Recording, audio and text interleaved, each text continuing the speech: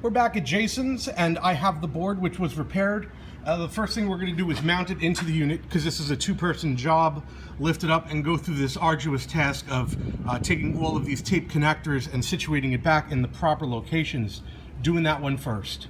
Thanks to Jason's skilled labor, we were able to lift this thing up sideways, get the board secured in nice and tightly. Now I will figure out all of this wire, get this tape out of here.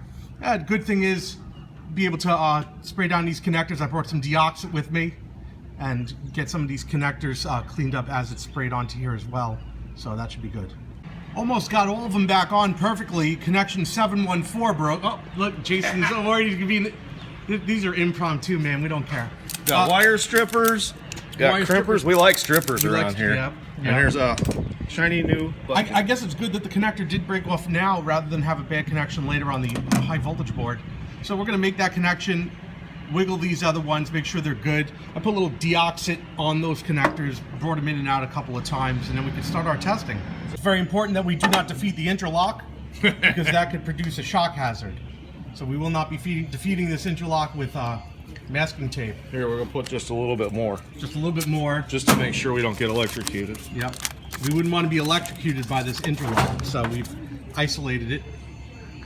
We're going to be preparing to bring this up. We're going to be doing so without a Variac. It has 115 volt service in this shop. It is breakered, so we do have a 5 amp breaker in here on 110. That should be sufficient. Also, I'll point out that the power switch is connected to a relay, so the power is not connected directly to mains. So we should hear a click when we turn it on, so there should be some low voltage AC going directly to the front and coming back. Actually, there is, not should be, because I've already checked that. What I'm going to do is attempt to take some DC measurements, once it clicks on, DC measurements off of this high voltage DC power supply, as well as obviously a visual inspection of the heater inside the cathode. I realize, as I've pointed out to Jason, that this is the very last time that we will be able to treat this unit like a an unsafe piece of gear that we could just haphazardly stick our hands in and whatnot. All the capacitors in here are discharged right now. There's nothing to be concerned with. The tube is discharged. Those big caps on the bottom, everything's fine. The second we plug this in now, it's now lethal, and will be lethal after it's unplugged and long after it's unplugged. So this is it. Now we have to be serious from this moment on. Okay, serious. Yeah, because I mean, get yourself killed at this point, and a lot of people have. That's no good. So what we got it plugged in, we're gonna do an audible. We should have the relay, we should have the fan, both driven by AC. The relay and fan should turn on. We have the defeat switch is in, and a visual should be obviously the heater on the tube, and perhaps, if we're lucky, we should see something on the cathode ray tube here. We should see something come up green, if green is the color, right? So, Jason, if you would, you're gonna flip that switch, and I'm gonna have the phone here on this side. Ready? Bottom left, yeah. There we go. 3, 2, 1, contact. We got a light on the front. I hear a fan. Yep. Is there a light? Yeah, this one right here says So primary. there's a light, and there's a fan. I don't know if I heard a relay per se. I imagine the relay worked because everything turned on. I'll have to test it. I'll have to look at voltage. And I do see... Oh, look at there. I do see... Is that a glow? There is is. a glow coming from the filament of the CRT. So we do have a heater, right? We do have a heater. I don't think you can see it in the camera, right? No, you can... There is a reflection you can see in the camera. I can't point to it anymore now. It's not safe anymore. Well, I'm not going to do it. You do see that orange tinge, right? Yeah. Okay, that's good. And I'm going to have to take a measurement off of that, but I can safely take that measurement from here because the heater voltage is not going to be the high voltage, not high tension. That's just a... How many volts is that? The heater? I'm thinking maybe 12 or 24 volts just for the filament. So now we're going to let the unit run for just a little bit, right? So we don't have any circuit boards in here. We don't have to worry about damaging any of the circuitry, right? A couple of ICs are in here, but they're replaceable if something goes wrong. Vertical and horizontal is up here. What I would like to do is let this sit for a while because I have already evaluated these capacitors that are in here on the other board, and they do require some rebuilding. So let it cook for a couple of minutes and see what happens. What we're going to do is focus our attention on the front of the unit for a second and see what we got on the CRT. So first observation shows that the test selector switch shows some movement on these light bulbs. It looks like 5 and 6 are burned out and nothing more.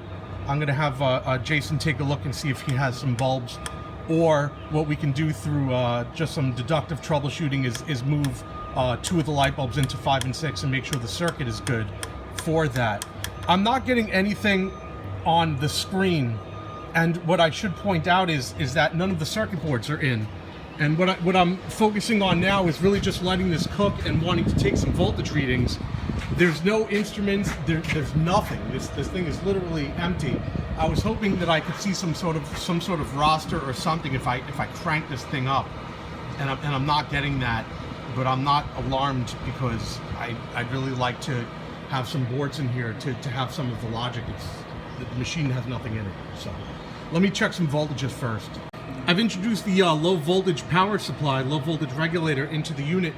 I've connected onto the middle regulator, 8 volts output, and I'm seeing 8 volts. I've got it flipped right now, but you can see that is looking good. I'm going to connect up to the other 2 and have a look. The other one I see is also 8 volts. This one is the top one. The top one is looking good as well. The bottom one is the 24 volt one, and we can see 24.4 volts. So all 3 voltage regulators are operating correctly on this board. It looks like the reforming of the capacitors has worked good, and the board's operating correctly. I'm going to let this board just sit in here for a few minutes and do absolutely nothing. Obviously, again, having this board in does not mean that this thing's going to magically start working, because this low voltage power supply is still powering absolutely nothing, and the logic is still missing. But you can see, here's a nice shot. We can see the heater working in this tube up on the CRT. I've let that power supply run for a sufficient amount of time, and now I've populated all the boards because I'm not worried about this power supply blowing up those boards now. So now I'm going to reconnect this unit. Each time I do so, I unplug it and shut it off, because I don't know what's going to happen. So now I've put it back together. I'm going to go and plug it in, fire it up, see what we got. Yeah, we attempted to repeat one of the easier tests on the from the book, but we're not getting anything on any indication on the screen whatsoever. And on this horizontal vertical driver here, this resistor connected to the yellow is hot. I burned my fingers on it. The red one is not even hot at all. I'm going to imagine that they would be expected to drop the same amount of current or same amount of power, and at least both produce a lot of heat. That's a beefy resistor. That's not the case. I'm thinking maybe there's something wrong with this board. I have no schematic whatsoever, so the only way to do this is to go through it component by component, and this board's gonna have to come out. It's so close to that tube. So close. It's scary. Yeah, well, no, this whole fan unit's gonna come out as one piece. Okay. So this is gonna be fun. Wonderful. Okay. So we've shut down this for a while now, but just looking at it, with this one we see 108 degrees on this one, and this one is 300 degrees. So disparaging difference in heat between these two, and we can see that they both feed the same circuit board here. So I gotta take this thing out and see what the hell's going on. Check the voltage drop across these resistors here. Found out that the back one is dropping about 25 volts and the front one is dropping about 1.5. So there's definitely something going on with this, right? But this doesn't explain why there's absolutely no glow going on here on the CRT. And we're looking towards the flyback transformer. And I'm not a professional with these, but I'm not an imbecile either. And what we're going to do is, the first thing we're going to do is we're going to discharge this thing, and safely. And I don't have a flyback transformer discharger, but we are in an auto shop. So what I have here is we have a This is a welding ground, right? And we have fitted a blunted razor blade to the end of it, which will gently go behind the suction cup. And it is connected to this pair of snips. And obviously I don't have the gloves on, but I will also have rubber gloves on for this. I got welding gloves. Yeah, he's got welding gloves right there. This'll And work nice. this in turn will be grounded to the earth ground of the shop. And what we're going to be looking for is a discharge. And we're actually going to be seeing if there's a discharge. This thing has been running, and I want to know if this flyback is working. Number one, to remove the flyback ultimately, so it could be tested for continuity and what have you. But number two, this thing is running, and I didn't feel as though there was any static building up around this glass. Turning up the intensity didn't do anything. Very limited to what I could repair on this, but I just feel as though there's no extremely high voltage going into the CRT, right? Filament's working and everything, but no high voltage. And it's either bad flyback transformer, or maybe it's just bad voltage going to the flyback. But this is what we're doing now. So we used that unit that we had put together. Let's get that. And we use this razor blade, and the razor blade has a very fine point. You know, it's very sharp. So what we expected was if there was like 20,000 volts on this tube as expected, there was going to be an arc, and it was going to leave a little weld on that razor blade and let us know that the flyback was working. And we were going to hear it too, a nice little snap. And we got nothing. We got absolutely nothing. And this machine has been running, you know, for quite a while now. And obviously, and not only did I have the gloves, the welding gloves, standing on wood, we took every precaution possible to make this as safe as possible, right? Like I said, I don't work with these every day, so the best thing I could do is just be overly safe in dealing with the stuff. This shit will kill you dead, right? Or even worse. Or even worse. Even worse, it won't kill you. Just short of death, right? So now everything is at, you know, everything is just discharged now, and it's perfectly safe now, right? Yeah. So I was able to remove the suction cup and the connector from the tube safely. And I know that whatever's going on, it's not getting high voltage, right? So is it the flyback transformer? Is it the power going to the flyback transformer, right? So there's the out, obviously we know is not working. Is it a result of the ground? Is it a result of the in?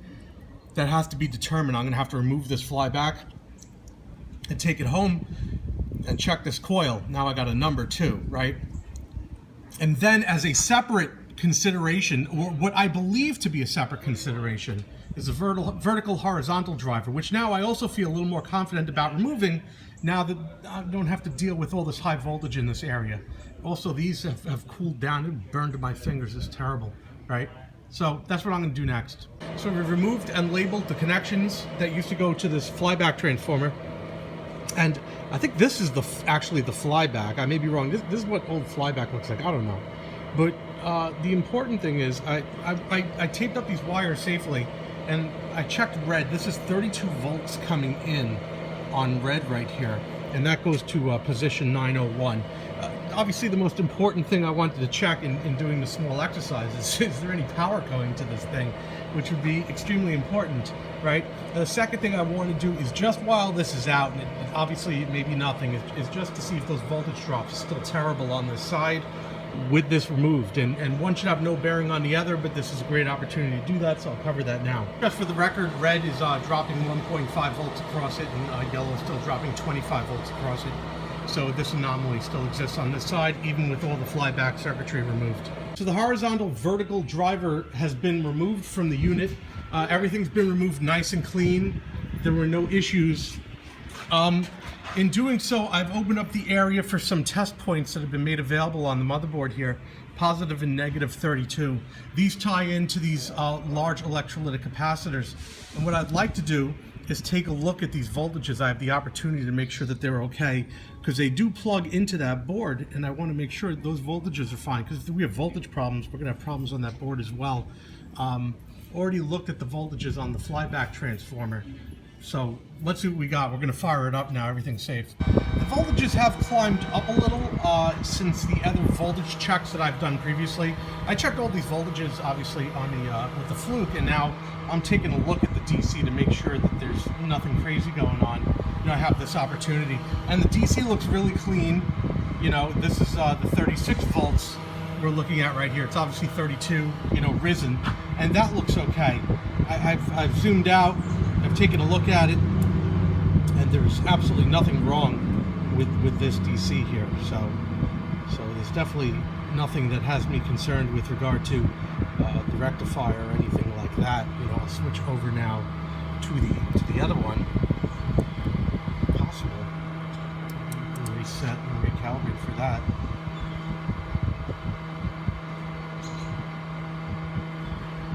See if I can get this on screen.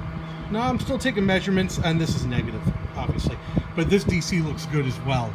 So now we're able to see the DC on the scope through these electrolytic capacitors being tied in. And I don't see it pulling it down as if there was a short or something. And I don't see them, you know, ineffective as to see any ripple on here. Obviously, it's not under any considerable load, granted, but as set up with what we got to work with now, don't see any problem with DC, so we're going to move on. I wanted to take a look at that 12-volt DC rail, and that one is not tied to the electrolytic capacitors. And there is a little bit of ripple on the 12, but again, the 12 is not filtered like the other ones are. I'm not overly concerned about it. It wasn't designed to be filtered like the other ones, but just for the purposes of being thorough, there's the 12-volt, which has risen to 17 because there's no load on it. These are open voltage measurements right now. I would expect that there'd probably be even a little bit more ripple once the circuit is weighed down. So we just pulled out Jason's oscilloscope, which I know people who watch my videos would call this a modern oscilloscope, but for Jason, this is an antique. And just for fun, we're going to take his oscilloscope and we're going to measure the same measurements that I just took. But we're going to do it with this one and see what we get. And it's good because this is an analog scope, so you know there's some persistence that we're going to see on here with the cathode ray tube that we're not going to see on mine, that we could take a look at the DC with. Up until today, in order to test a transistor like this, I would have had to use the diode method from base to emitter to base to collector, and then flip it around in circuit. There would have been a varying rate of success and probably not very effective. I would have had to pull the transistor out of circuit to get a good indication if I had thought that the transistor was bad. Having finished the semiconductor curve tracer, which was quite an interesting project to get going. There was a lot wrong with this, and this is completed now. I can very easily determine if this is working. And I have it connected to the left side. I have another transistor connected to the right side. What I do is, when I set this up, I like to take another transistor, a sacrificial transistor, obviously, and just make sure everything's okay on the right side. You know, get everything set up, see that everything's set up good on the screen, that there's not excessive current or anything like that, and then I'll switch over to the side under test. And what I'm going to do now is just show that I have it set for 9 steps right now, and I'm just going to increase the sweep voltage, and we're going to see the characteristics of this transistor appear on the screen as I do this.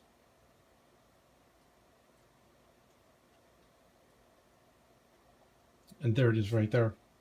So this transistor is working. I could compare it against the other one. But there you go. That's a working transistor.